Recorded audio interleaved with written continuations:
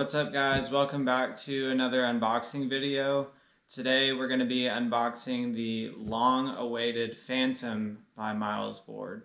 I bought this board on November 22nd of last year and I've been counting the days ever since. This looks like a pretty hefty box and I'm sure there's going to be like a box inside of a box.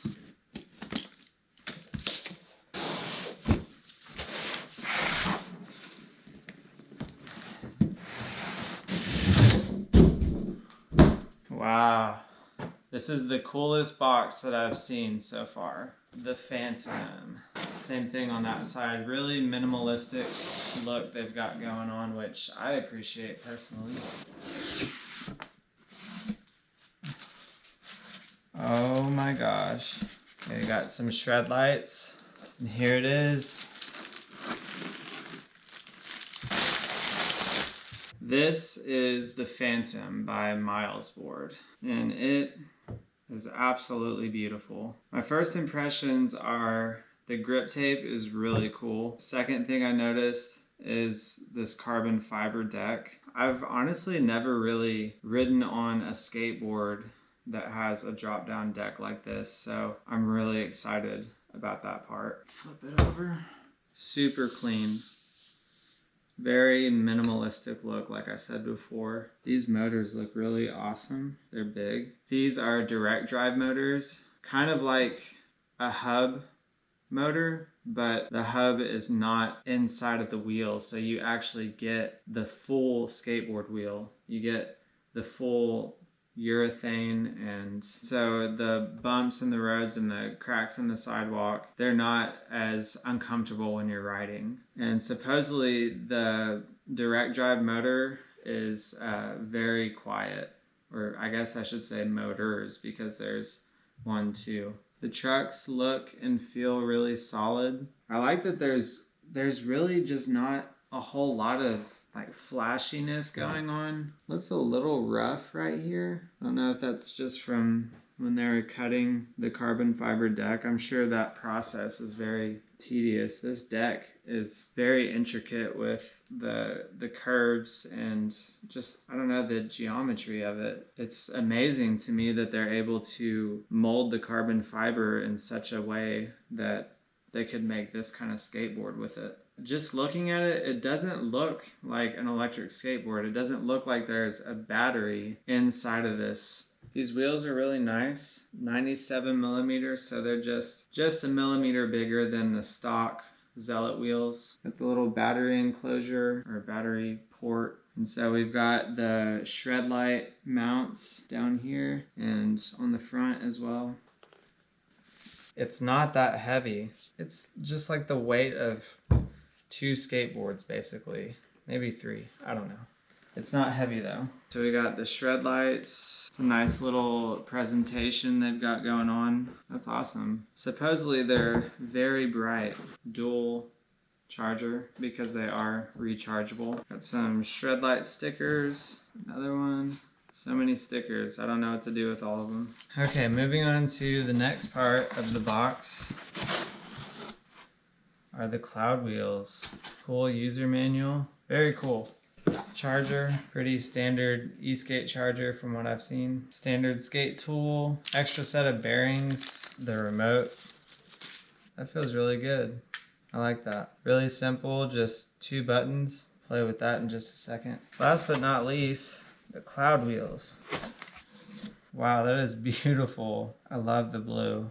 Sky, robin egg blue. So these don't even have bearings in them. These are not an extra set, like I said. Sweet.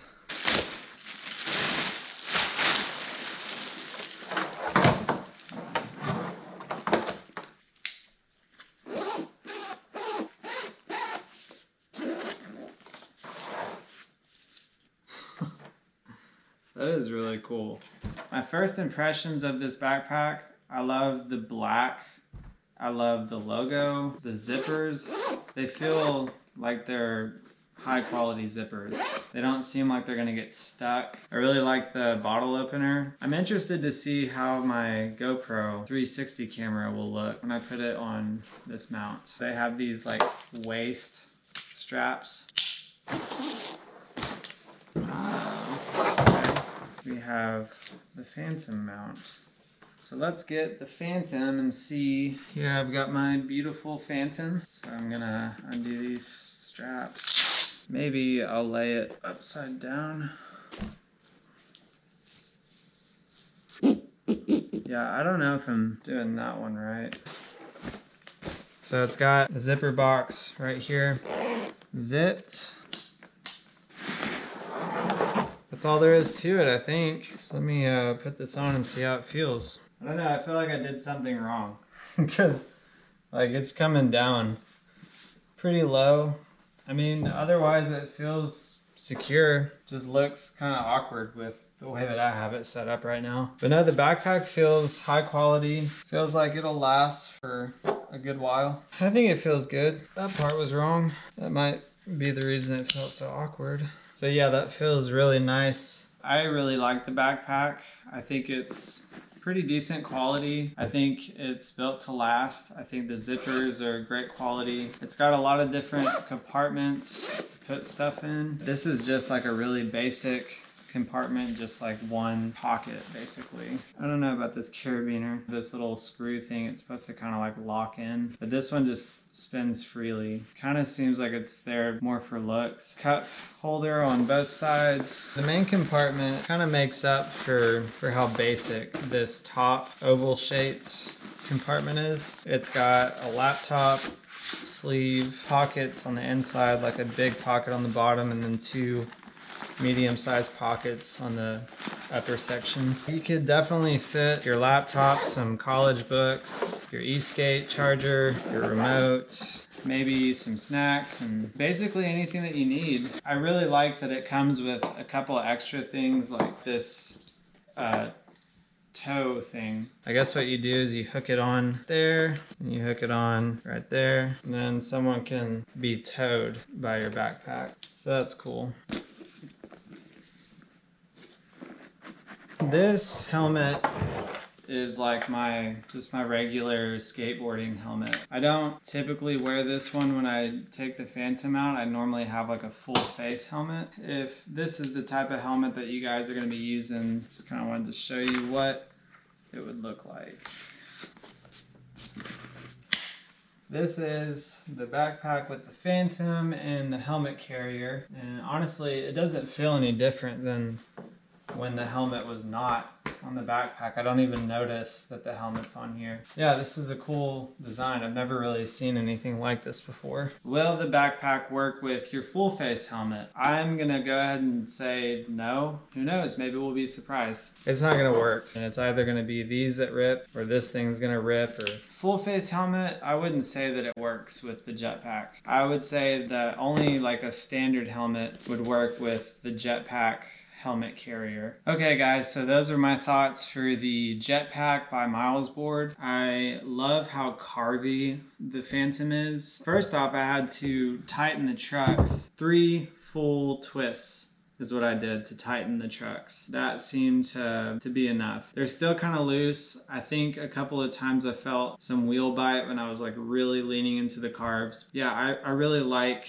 the feel of them after like 3 full twists to tighten them up. There are just like a couple of really minor nitpicky things that I see, like this line right here looks just kind of rough. You know, I know that the manufacturing process is probably really tedious to make these decks. I'm sure everyone's kind of looks like that, or at least I hope it's not just mine. The bearings in these wheels as it comes, I'm not a fan of. I really like the shed lights. They're easy to put on. You just click them in. These are the back ones. You can tell because they have a little red ring around them. Front ones, they just have a black ring. To put the shed lights in, it's really just kind of like a press and a click. You want to make sure that you get this thing over the shred light mount. And that's easy. So to turn your shed lights on, you just press and hold for just like a second and they turn on. Press again to cycle through like the different brightnesses. That's brighter. Flashers, quick flash on the back, hold it down, flash, and that's it.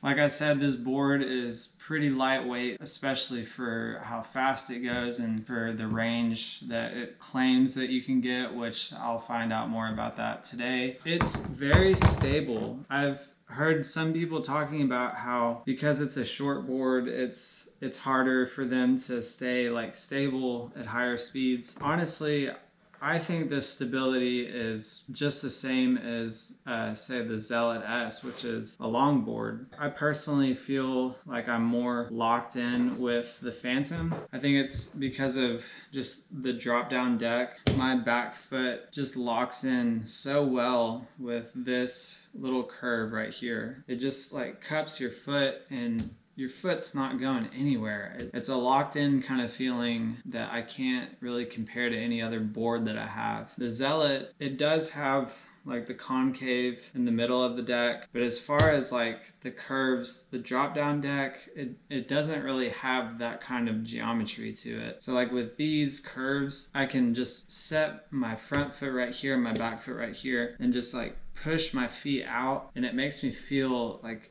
even more locked in than I could say on a regular skateboard or the Zealot or a one wheel. So we've got our Phantom remote. I like the remote. I think it's really simple. This one button right here switches between modes 1, 2, and 3. So I've got my remote on and it says disconnect. I hold the power button for the Phantom. It's turned on now and we're in mode 3, so I'm gonna hit this button right here to switch back to 1. It says we have 16.1 miles on it. It came in miles per hour, which I thought was interesting because my backfire remote came in kilometers and I had to switch it over to miles. Let's see how quiet it is.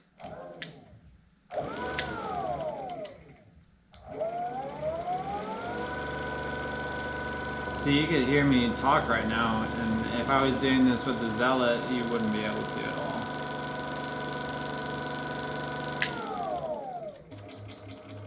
I'm gonna go ahead and try to do a range test anyway, but just keep in mind this bearing is crappy, or all the bearings are crappy that come with it. When the time comes for me to install my Cloudwheels, instead of using the bearings that they sent with the Phantom, I'm just gonna go ahead and use my Bronson Speedco bearings. These are Bronson Speedco G2s. I will let you guys know how that goes, but the reason I say that is because other people that have gotten the Phantom have said that they have the same issue going on with their wheels, making clicking noises or whatever kind of noises. For me, it's a squeaking noise, but I saw that somebody commented and said that when they switched over to their Cloudwheels, it fixed the problem.